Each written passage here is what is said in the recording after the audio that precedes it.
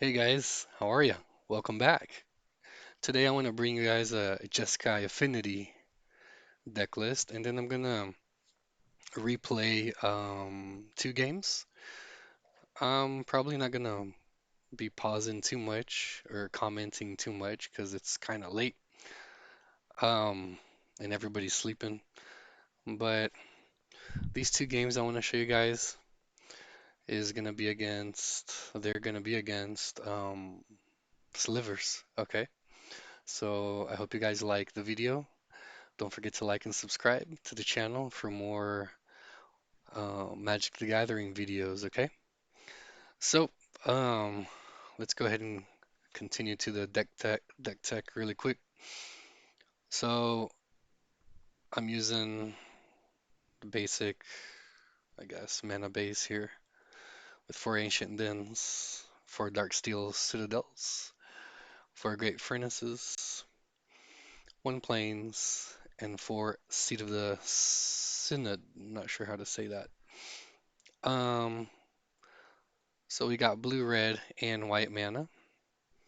The Dark Citadel for any affinity deck that you're gonna be using, and we have here um, one plains since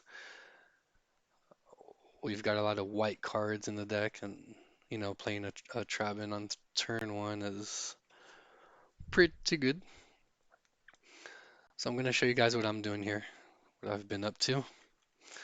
Um, Using for Trabin, one Dispel. Um, Trabin in the Jeskai Affinity deck is really cool. If he if he gets the clue in, that's just it's one more artifact you have towards I don't know, thought cast to draw two, or you could, you know, sacrifice it for Cart Clan. Yes, I am running two Cart Clans. Krark, not sure how to say that. Krark clans in the main deck. Um, so basically with a clue token, you can get a draw off of that. You can it helps you cast Thought Cast. It's one more artifact to sacrifice for a Tog. It helps you reach Metalcraft easier for Galvanic Blast. What else can you do with the? Yeah, I already talked about the Shaman. And I was using two, but Auriok Sunchaser is so good that I had to put a third one in there. I'm not sure about using four, since we've already got four core Skyfishers, but 2 to 3 copies of Ariok should keep the pressure on, since it does become a 3/3 flyer. There are no enter the battlefield effects, but it is a lot of pressure on your opponent, and you will see in these two matches, um, well, at least I think that the Sun Chaser made a huge difference when putting pressure on, even quicker than your opponents. So she comes in turn two, um, with Metacraft already active, so that's pretty cool. Anyways, so we got four Trabins. I put one Dispel in here because, well, I see Dispel as a protection spell most of all, because if you want to fling your tog at someone, you don't want that to be countered. Or if someone tries to take out your Mirror Enforcer with an instant spell, or any of your other creatures like Core Skyfisher with a bolt, um, or Enforcer with a cast down or anything like that, you can go ahead and just dispel that. Dispel does come in handy a lot, so especially against the control decks, and that's why I do have another one in the sideboard. I thought about running two, but I couldn't really find any slots for it. So Trabin, he's in here, for the clue, for the 1/2, he can block, he can put a little pressure on your opponent. You can get them back with, of course, Skyfisher, got the Dispel, like I said, for protection. Um, for Galvanics to finish off your opponent or just, remove a threat. It does deal 4 damage, so that's a lot. 2 Krark clans. I'm actually trying this out. Um, my friend sent a list on in an affinity group, and so um, thanks Carbs for sending the list with 2 shamans in the main deck. So everyone seems to like this list with 2 shamans. Uh, I'm not sure what the differences are between my list and Carv's list, but I think he uses 2 Iker Wellsprings. I cut one out to put another Ariok. I'm not sure if I did the right thing though. Um, so I've been testing this out. I got 4 chromatic stars. This is awesome with the shaman because you get a draw off an electricity basically that doesn't affect flying. The good thing about the shaman is that the only creatures that we have that would actually take damage are the enforcers and the Trabans and the shamans themselves, but um, I was running actually Cannonade in this deck, and I mean, cutting down from 3 mana to 1 mana spell for a global effect is a huge cut down on mana cost, and that's what Affinity wants, cheap, like good, cheap stuff to cast, and you want to be able to just do things faster than your opponents. Also, Cannonade does not kill most walls for the new walls deck, so Shaman here, Shaman here is doing some work, to be honest. I like it. So we got 4 chromatic stars, 2 compasses. Um, this is actually default for running 2 serpents, so that you'll have the second blue. Um, I thought I thought the 2 blues were just too much. I really like the serpent, but I've had games where I couldn't get past my opponent's blockers, and I didn't have 6 mana to pay for the ability. And in case y'all don't know, serpent. Let me see if I have it here. Is this one?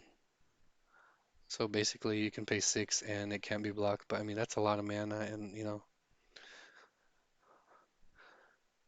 don't want to really tap out and waste your turn on that unless you're sure that the damage is going to go through.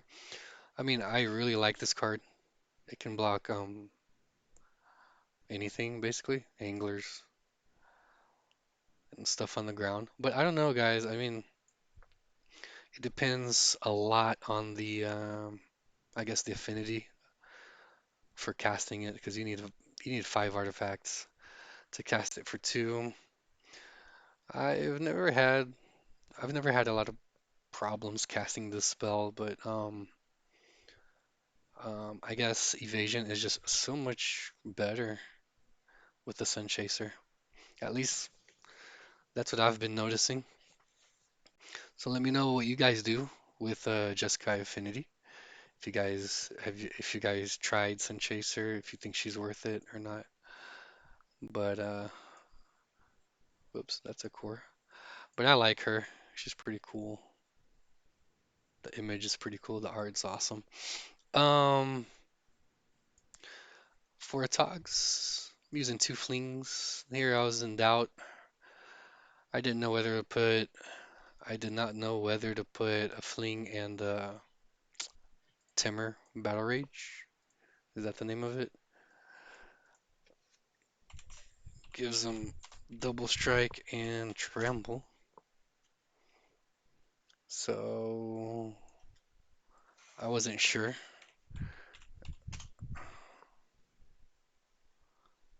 What? I don't have the spell?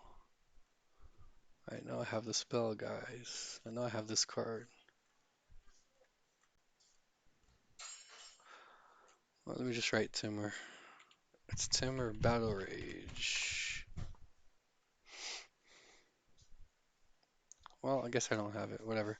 But it's a 2 mana instant that can give your Atog trample and double strike, so it's pretty cool. So I decided to just choose 2 Fling. It's just a win off the Fling Atog combo, just to make it easier to win off the Fling Atog combo. I'm not wearing a card. I'm using one Ichor Wellspring.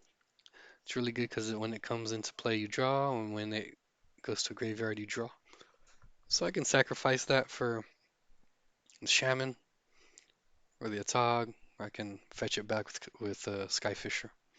Um, so now for Prophetic Prisms to correct the mana base a little bit, get that draw. For Thought Cast, more draw. For Mirror Enforcers, put some pressure on. And this is my sideboard. I'm using wearing again. Why am I saying wearing? I'm using three three Beb Blue Elemental Blasts. Um, this is awesome against other Togs and whatever red things your opponent might have. All 3 of them against burn. If you think your opponent might have Gorilla Shaman, you might want to put all 3 of these into your main deck as well. Not main deck, but into you side in these 3, game 2 and game 3. Because you got to counter that Gorilla. This spell, one Electricity. This will get you. This will kill you some. I don't know. Mostly elves, I guess. It gets rid of fairies and good against bully. Electricity is a good card, all in all, against 1 toughness creatures. So you're gonna have what infect. A lot of decks have 1 toughness creatures, guys. So Electricity is really good. Um, I'm using just one in the sideboard since I already have 2 Shamans in the main deck. But I like to use 2 if I don't have any main deck global damage spell. I like to use 2 in the sideboard. 3 Pyreblasts against blue stuff, so counters, protect the combo. You can get rid of your opponent's Serpent, the one that I talked about. Delvers, uh, anything really that's blue or has blue in its color identity.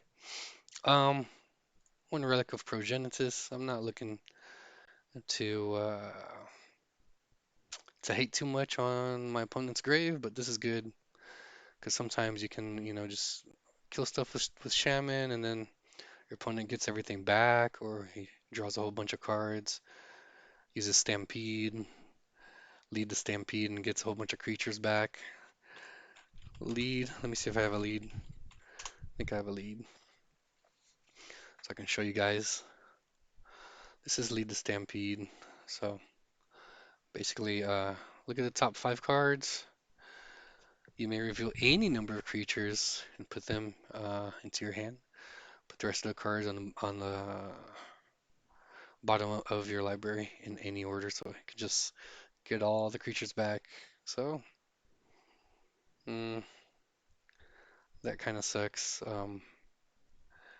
There's not really any connection with the Relic of Progenesis and this, but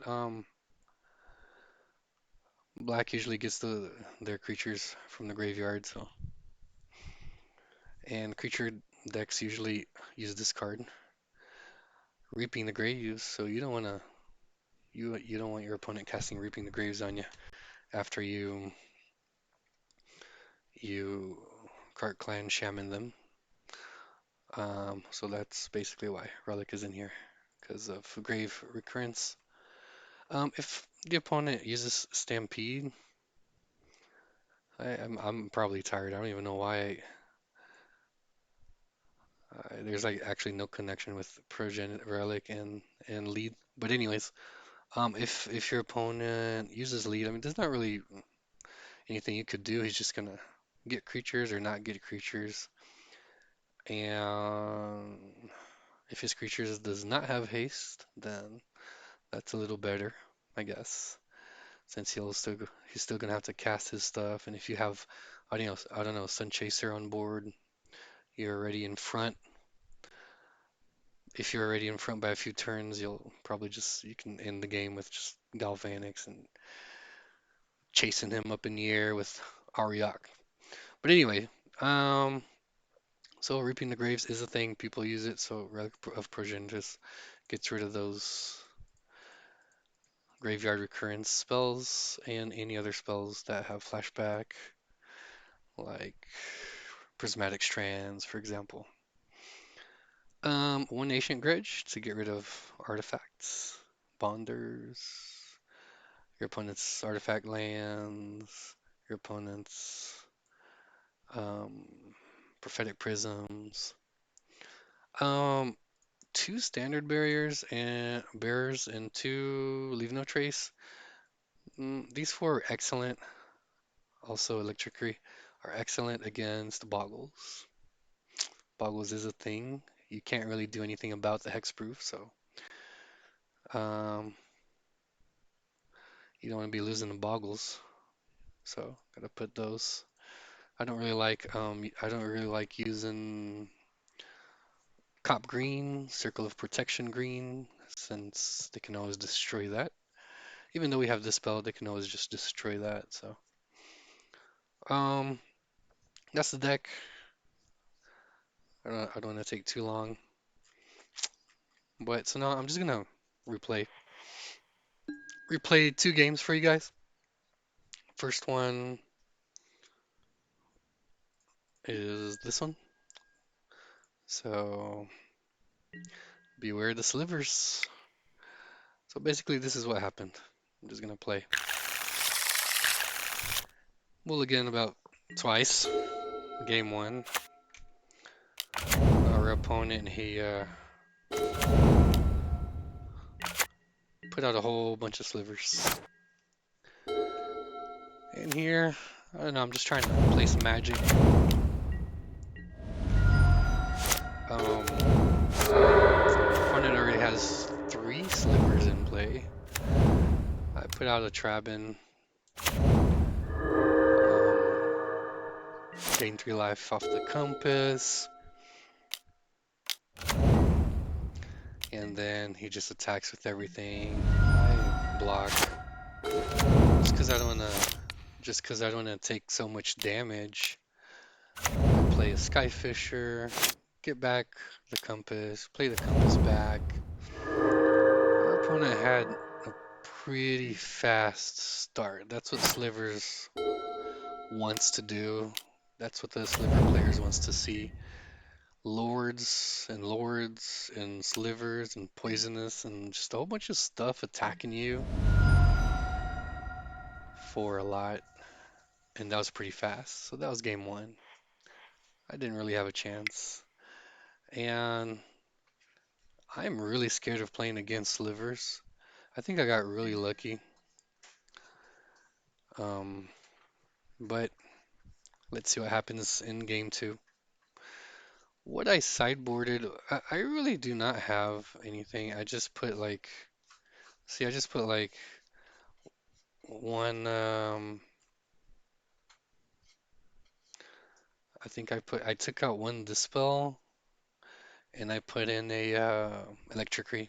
Because, you know, if I draw that, then I can probably deal some damage. And I was hoping it would help me kill something. Game two. I think I keep this. So I got Audiok Sunchaser online turn 2. So that is pretty cool. I was running only 2. Sun Chasers, I think, during this match. And during the second match I'm gonna show you guys, I was running 3 Sun Chasers. So all I did was take out the Iker Wellspring. All right, so I get a draw off the Prism and attack for 3. Our opponent didn't get that mana earlier, because if he did 1 turn earlier, I think he would have had a lot more Slivers in play. But in the meanwhile, we're sitting here attacking with the Sun Chaser, chasing the sun, chasing the sun with Sun Chaser. I mean, he's got the lords, he's got the cards. All he needed was that earlier land. I go ahead and draw an enforce and play the Yatog, and keep attacking for 3 up in the air, holding up the blast for any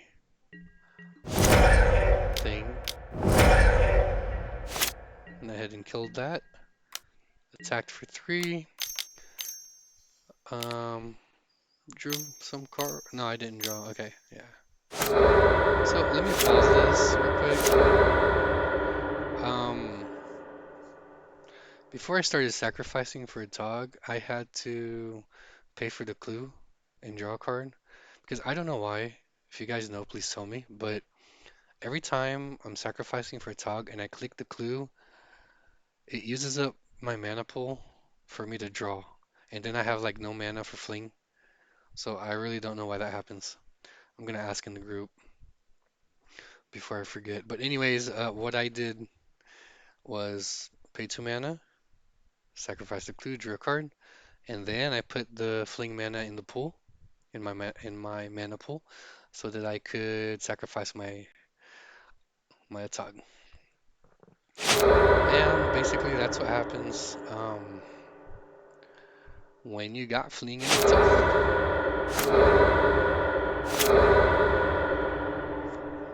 And I was lucky enough to be able to pull this off, so opponent didn't have any damage prevention or anything. So that's it. Um, do be careful when you sacrifice artifacts, because as you can see, Sun Chaser becomes a white Winnie again, and not a Sun Chaser. So that was game 2. Let's go to game 3. During game 3, um, I think I keep this, so I've been lucky enough to keep game 2 and game 3. I drew a Trabin on the draw. I was on the draw, so I drew a Trabin. That was pretty neat. So didn't have a turn 1 play, and then I drew a turn 1 play. Budgie Master plays Slivers, a Lord Sliver. I go ahead and put out the Sun Chaser, because I want to put the pressure on. I don't want no core yet.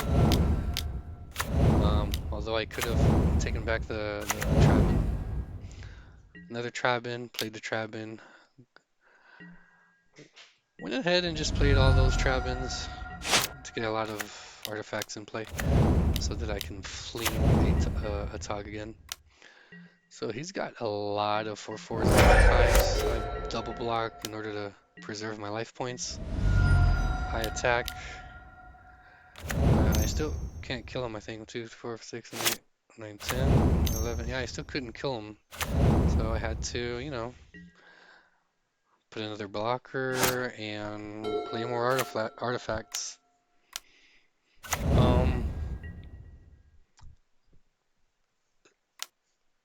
His deck is just so fast. I mean, 4, 4, 4, 5, 4. I mean, 2 main. Oh, look at all those cards, man. So here I basically just think I'm getting. That's what Affinity does. He goes to 1, and yeah, he goes to 1. I think I probably miscalculated that, but he goes to 1, and then the Sun Chaser takes him to 0. That was a GG. Good game. All right, let me change that. Okay. All right, so That was the first match. I want to show you guys another match against um, Slivers. So this is basically a Jeskai Affinity versus Slivers deck. So here we go. I don't really remember what happened, but it was pretty neat game. Trap in turn one. That's what we've been doing. So pretty good play. Opponent plays a land. We play a prism. Alright, we got some creatures coming in. We draw a shaman. And next turn, I'm not sure. I think I play the shaman, but we got really lucky. In the last match, we didn't even see shamans, I think. So yeah, I get the inspector back so he doesn't die to the shaman damage, and at the same time wait for our opponents to play a lord or something so I can galvanic it. That's basically what I was thinking, I think. So see, that's what sucks. He uses Wind and Way and gets all those creatures back and everything. Well, what he did was he spilled out his hand, so you know he did put a lord, I think. Yeah. So we got rid of that lord, played shaman. Oh, okay, yeah. I didn't really protect the Trabin since he was gonna die anyways. I was probably gonna sacrifice a clue and then I don't know, something else. Probably shouldn't have played Trabin before using the shaman's ability, but anyway, shaman won that game for us because our opponent he has 3 cards in hand. He was gonna probably lose his board, and I was gonna have Skyfisher and an Enforcer in play, um, which is a pretty big clock. So let's go to game two.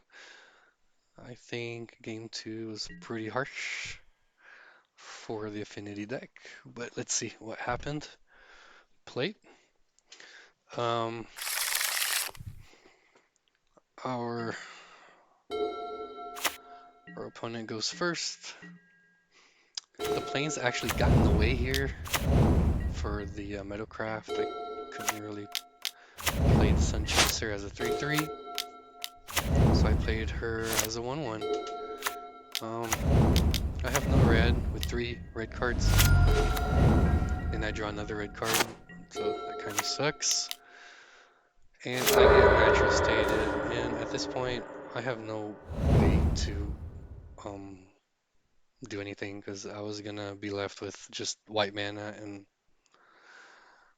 he's got like 9 power on board, so I just conceded here. But that was game two, right? Was that game two? Yeah, that was game two. Okay. Sorry. Yeah, that was game two. Okay, let's see game three. So in game three, we've mulliganed. Put back a card. I think it was a prism or something. I don't really remember.